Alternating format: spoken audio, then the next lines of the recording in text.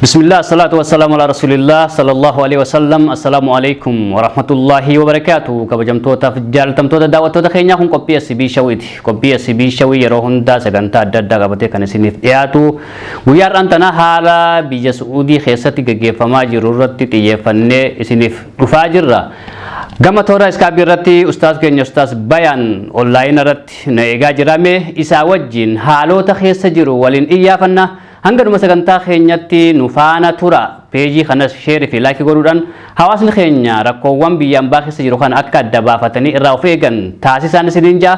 Assalaamu alaykum warahmatullahi wabarakatuh ustaz. Assalamu warahmatullahi wabarakatuh. Ana dhufu ustaz baga nagaan dhuftanii guyyaa irraan tanaaf feerra kiyya kabajanii asitti argamuudhaaf galatoomaan isiniin jaa. Mee gabaabsineetuma irraa haasofna haala yeroo ammaan tanaa biyya Saudi Arabiyaa keessatti jiru wal qabatee mee ka'umsi ummanni Saudi Arabiyaadha shurtaan Saudi Arabiyaadha ummata keenya irratti xiyyeeffattee dararaa irraan gahaa jirtu kuni jalqaba waggaa lama dura eegalinatti fakkaata. Mana hidhaa keessatti namni waggaa tokko ficina turaa ture. Mee wanni kun jalqabarraa maalirraa ka'ee jettee yaadda akka nama jiraata biyya sanitti? Bismillahir Rahmanir Rahim. Assalamu alaykum warahmatullahi wabarakatuh. Dhaggeeffattoota keenya fi akkasuma Madaasfay Khalid Adis galatu nasirna khairun afi. Haalli biyya tana keessa ture dur haalli bareeduma ture namallee qabannuma galchanii Biyya keessa namni mootummaa dheessatuma dhufataatu man bajiraata warri seeraan qabne garuu ammoo eega koronaan kun dhufe sababni jalqaba wanni namni itti mana hidhaa turuu eegale dhukkubni kun dhukkubni vaayirasii koronaa kuni eega inni dhufe boodan mootummaan Itoophiyaa haala gartee biyya keessa jiru to'achuu hin danda'u saniif xiqqisho namni mana hidhaa tursiifamuu qaba waan jirurraa ka'ee namni mana hidhaa keessa turuu eegale xiqqoon jechuu akka yaadadhutti. Sanirra rakkina biyya keessa ka'e biyya kanaan wal qabatee walumaa galatti akka waan namoonni hidhaa tana keessa jiru mootummaan Itoophiyaa akkuma waan irraanfattee natti fakkaata. Warraangaa Suudiin guyyarraa nama qabuun dhiiftu Itoophiyaadhaa irraan galchitu namni keenya walirra guuramaa hedduu takka mana hidhaa keessa baay'achaa dhufe sababa saniitiin kan ka'e mootummaan Saaudiidhaa nama ol guurtu kan waan Itoophiyaan irraan galchaa hin jirreef itti aaraa nama Itoophiyaa lammii ta'an keessaa itti aaraa dhufte jechuudha. Ilaa ammas itti booda tana hattaa nama iqaamaa qabutti illee aarutti eegalanitti namuma jinsiyyaan isaanii Itoophiyaa jedhamu. Nama keenya itti aaraa dhufanii amma kun sadarkaa namni baay'ee mana hidhaa keessatti dhumuutii fi fayyaa dhabuu fi garii sammuun garagaluu garii qaama isa waa ba'uudhaan waan sadarkaa amma irra gaan kanarra gaan jechuudha. Maashaallah Ustaz Rabbi sin raajalatu jalqabni corona eega coronaadhaan nama qabanii mootummaan biyyattii Itoophiyaalleen irraa fuudhuu didee sababa corona irraa fuudhuu didee eega coronaan bahee immoo haalli hundi laaffatee addunyaa wal keessa sochii eegaltee jirti. Uummanni kun duuba wal jalaa galaa hin jiru. Ummata wal jalaa galaa hin jiru kana immoo shurtaan ammas deebitee gubbarraa walirratti guuraa jirti. Kanaan wal qabatee immoo ammas osoo islaamu majuula qofa qabanii nama iqaamaa hin qabne qofa qabanii biyyatti galchanii homaa rakkina hin qabu. Dararaan kana qofa osoo hin tahini dararaan caalaatu kan iqaamaa qabus kan iqaamaa hin qabnes hundi wal fakkaatutti jira. Nama iqaamaa qabu hoo maaliif irratti xiyyeeffatanii wanni ammaan ta'an nama iqaamaa qabus irratti xiyyeeffatanii qabaniif maaliif yeroo baay'ee namoota iqaamaa qabu kan mana hidhaa dhiqanii deebi'antu jira. Osoo inni iqaamaa isaa agarsiisuutti qabanii dirqiidhaan makiinaa keessa naquutu jira. Wanni kun maalirraa sababni dhiiroo? Sababni nama keenya kanaatu qiimaa dhabe mootummaan Saudii rakkina tokko ammallee hin qabdu. Bakki jiru mootummaa Itoophiyaa bira. Bakki mootummaa Itoophiyaa biratti jiru namni lammii fi kabachiifatu mootummaa Itoophiyaati. Saudiin nama ni qabdi yeroo nama qabdi kabajaan hiiti eega kabajaan hiite booda ifirraa kara biyyaa gaggeessiti. Durirraa hafu. Eega ammoo mootummaan Itoophiyaa nama kana fudhachuu irratti dide booda mootummaa Itoophiyaatti aaruu eegalte jechuudha. Sanbira dabra nama karaa seeratiin tikeeta ifirraa mureetiin gala jiru mootummaan Itoophiyaa karaa dhoorgataa jirti. Afaanii baafatee tichi baasii itti aanan baasii biyya tanaa kudiraanuti maallaqa eeguu jirraa nama kana waan yeroo inni ittiin gale ittiin qubsiifnu nama kana yeroo inni gale waan gartee isa kanaan qubsiifnu mootummaa Sacuudiirraa maallaqa eeggachuu jirraa nama hidhaa jiru kana maan galchine walgahii irratti jedhanii gaafannaan maaliif nama hidhaa jiru kana maan galchine nama kana maaliif hidhaa keessatti azabdan jennaan maallaqa mootummaa kanarraa eeggachuu jirraa.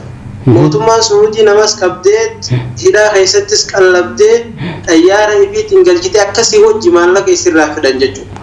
Sababa saniitiif namni Itoophiyaa akka dhiimaa hin qabne akka kabajaa hin qabne uummanni kun hubatee amma sadarkaa nama seera qabu kan nagaa makiinaa oofatu kan dalagatu kan kaffiila qabu akkanaa kan mootummaan ani Itoophiyaati jennaan qulfuma si harka dhaamsite jechuudha makiinaati.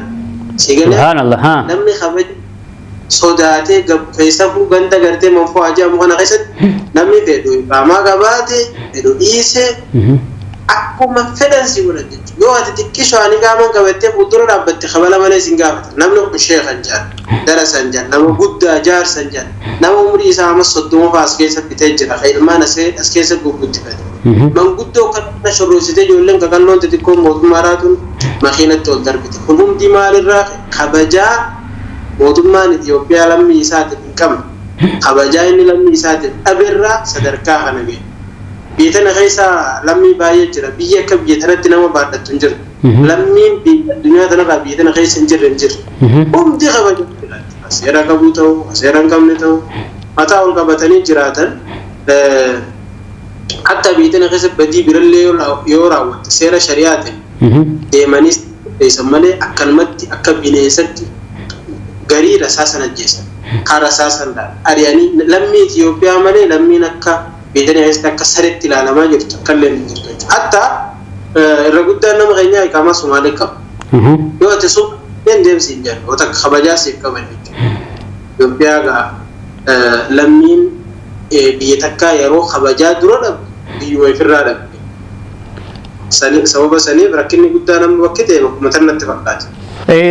Duuba ustaas keenya eega namni mana hidhaa keessatti dararamaa jiraate mootummaa biyya Arabaa kanarraa maallaqa eenaa imbaasiin Itoophiyaa yeroo jiru kana mootummaan kun lammii isaa kaseeran ala biyyarraa bahee biyya namaa daangaa qaxxaamuree seenee dalagatee akkanumaanuu qabamee mana hidhaa keessatti qallabame kana lammaffaa deebi'ee mootummaa kanarraa maallaqan eega gizee jiru kana warroonni fakkeenya biyya Arabaa keessa koominiiteeta adda addaatu jira warroota iqaamaa qaban tarri mootummaa kana wajjin walitti dhufeenya qabantu jira isaan kun dhaqanii imbaasii kanaan aboon lammii tante tarrakataa jirtu kana itti gaafatama uummata kanaa siitu qaba waan nama kanaaf furmaata godhi jaanii namni gaafate jira imbaasii biyya san keessatti argamu.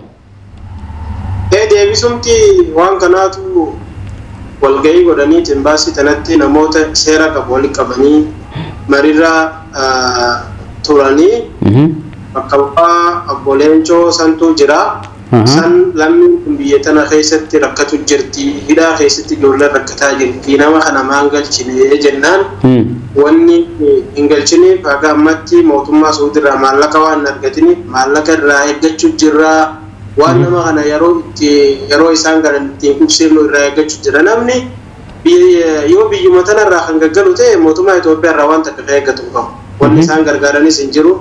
Guyyaa tokko Finfinnee keessa bulu namni faca'eetti bakka irraa dhufetti gala baadiyyaa adda addaa keessatti adda facaa namni keenya bakka irraa dhufa waan ta'eef san isaan sababa godhatanii nama azzabu jiranii namni nama azzabu jiru arras borus taanaan mootummaa biyya tanaa osoo hin taane mootummaa Itoophiyaati osoo isaan kabajatti godhanii nama hidhaa jiru galchanii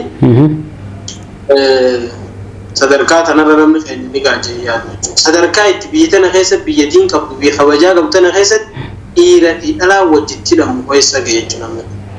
Subhanallah salphina ajaa'ibaati gaa rabbumaan nu haa laaffisu hayyee mee duraanii namoota mana hidhaa keessatti hidhamaniif meeshaan taatu wantoonni adda addaadha mana hidhaa keessatti geeffamee fi namni sun ittiin tajaajilama amma yeroo ammaa namni haati ilmoodha tangaraa qabdu tani haati bakka dalagaa jirtu abbaan ilmoo harkaa qabu kana wajji mana hidhaa keessatti lafa kaartoona gubbaara fuutu jira achi keessatti dhibdee adda addaatu jira ilmaan kun rakkoo adda rabuu danda'a namni iqaamaa qabu takki immoo haruma fedheenu haa ta'u nama kanaaf gargaarsi godhamuu fi ni danda'a nama ilmoodhaa wajji qabame kana dubartii garaa qabdu ta ilmoodhaa wajji qabamtee mana hidhaa kana keessa jirtu kana akkaataan itti gargaaramuu dandahamu ni jira biyya san keessatti silaammaa ummata akkanaa kanaaf gargaarsi godhamuu ni danda'a. Ummata akka wanni danda'amu jiru biyya tana keessatti seerri biyya tanaa jajjabaadha namoonni beekaa dur nama abbaayyoo ilmoo harka qabatee mana taa'e mootummaan biyya tanaa kabajaa innaa qabaatu keessa hin qabdu nama sana nama ilmoo xiqqoo deemu hin qabdu dubartii garaa qabdu tan ilmoo harkaa qabdu hin qabdu turte duraan mootummaan biyya tanaa.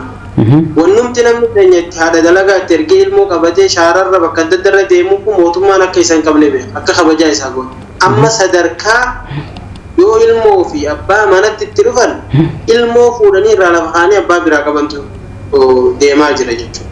Ilmoo abbumaa fi isa inumaa abbaa fi ilmoo wajji qabanii mana hidhaa geessan rahmataa'u bareeda nama hedduu osoo ilmoo dhabbatti iyyatu osoo abbaan ilmooti jejee iyyuu kabalanii tumanii ilmoo irraa fuudhanii darbanii isa mana hidhaa geessan haala akkanaa kanaatu jira jechuudha.